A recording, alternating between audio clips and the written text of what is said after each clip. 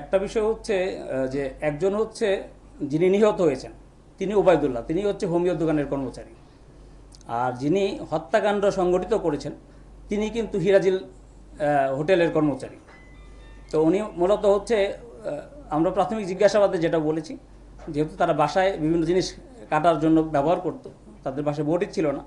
তারা ওই যেহেতু অনেকে দেখবেন যে আপনার চাপাতি দিয়ে স্টিক যে বোর্ড থাকে, বোর্ডে কাটাটা স্বাচ্ছন্দ্য বোধ করে, ওই হিসেবে তারা ওই কাজটা করেছে। আর আরেকটা বিষয় যেটা বলেছেন হত্যাকাণ্ডের পিছনে যা কী কী এভিডেন্স আমাদের কাছে আছে, এক নম্বর এভিডেন্স হচ্ছে যে যে সে যে যে জায়গাগুলোতে আমরা তথ্য পেয়েছি ঠিক সেই জায়গাগুলো থেকে আমরা সেই অংশগুলো আমরা পেয়েছি। কারণ সালেপুর ব্রিজ সম্পর্কে আমাদের কোনো আইডিয়াই ছিল না।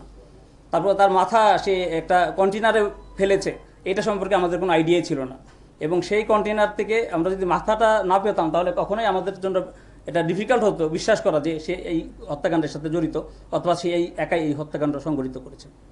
আরেকটি বিষয় যে আপনাদের মনে হতে পারে এই বিষয়টা খুবই সিলি ম্যাটার, এর সাথে আরও একটা বিষয় জড়িত আছে, সেটা হচ্ছে যে নিহত হয়েছেন এই যে ওবায়দুল্লাহ, তার স্বভাব চরিত্রে কিছু প্রবলেম ছিল। এটা আমি আসলে বলতে চাচ্ছিলাম নিহত ব্যক্তি নিয়ে, কারণ পরবর্তীতে এটা নিয়ে কিছুটা প্রশ্ন আপনাদের মাঝে আসতে পারে।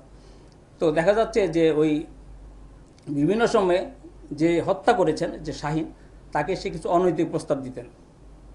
তো এই অনৈতিক প্রস্তাবটা যেহেতু তার বাড়ি হবিগঞ্জে, ধর্মীয় দৃষ্টিকোণ থেকেও ওই অঞ্চলের লোকগুলা দেখবেন কিছুটা ধর্মভীরু থাকে, এবং এক পর্যায়ে এই নিয়ে তাদের মধ্যে একটু বিতণ্ডাও ছিল, কিছু ক্রোধও তার মধ্যে ছিল। এবং যখনই রাতের বেলা ঘুমাইলে মাঝে মাঝে তার রুমে গেলে সে তাকে রুম থেকে বের করে দিত, তখন সে দরজা আটকে মাঝে মাঝে ঘুমাই। মারার প্ল্যানটা আগে নিয়েছে সেটাও এখনই বলা যাচ্ছে না, এটা তদন্তে হয়তো আরও আমরা বিষয় জানতে পারবো। আপনারা জানেন যে আমরা বিষয়টা জানতে পেরেছি 28 তারিখ, অর্থাৎ গতকাল সকালবেলা। তারপর থেকে আমরা অভিযানগুলো অব্যাহত রেখেছি, একাধিক টিম নিয়ে কাজ করছি, তাকেও আমরা জিজ্ঞাসাবাদ করছি। আরও জিজ্ঞাসাবাদের প্রয়োজন আছে এবং আমাদের আরও তথ্য প্রমাণ সংগ্রহের দরকার আছে।